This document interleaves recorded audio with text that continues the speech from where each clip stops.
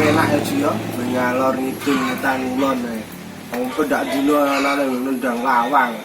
Tambah asu 50.000, tambah celeng 100.000. Ora penak piye? Milah rek Ju. Kowe nggak julah ra ora mau sak udute tapi. Mok. Ndak yo iso ya dhewe juplis ya. Aku jane yo bosen kahanane ngene iki terus. Tapi yo piye maneh.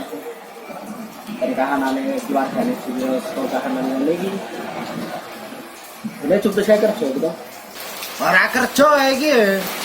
Lah kok iso duwe duit? Kandhane yai baluan gedhe kowe iki.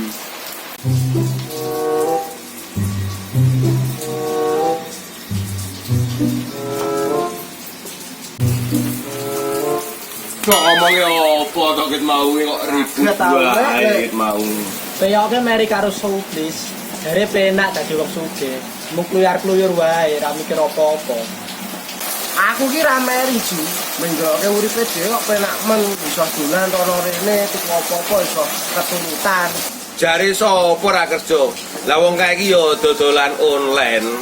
Wong kok suuyon wae nek ana wong uripe rada penak sithik. Kok apa lek?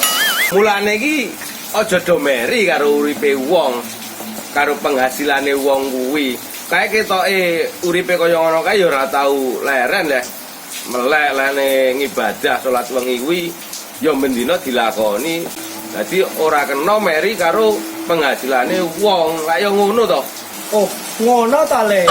Lah iya, sing iso ngrubah nasibe awake dhewe ya gur dhewe.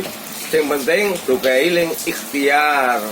Dokai maca selawat atau apa-apa ben supayane uripe sampean-sampean kabeh kuwi do dituruti karo Gusti Allah apa sing dadi penuwune sampean kabeh.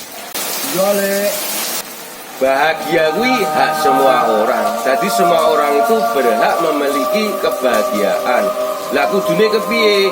Apa pituture wong sepuh kae digatekke supayane kowe iso urip mulya, bahagia, ya ikhtiar, ya usaha. Penting kowe tetap semangat berjuang kanggo masa depane kowe sok tekane kuwek tekane bebrayan kuwi kowe iso nyukupi ya keluargamu ya iso nafkahi lahir batine keluargamu sok kuwi.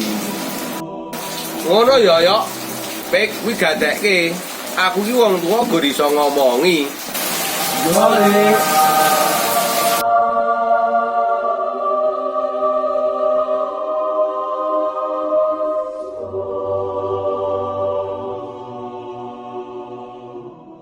Dukung channel kami dengan cara subscribe dan bagikan kebahagiaan kepada orang lain dengan klik share.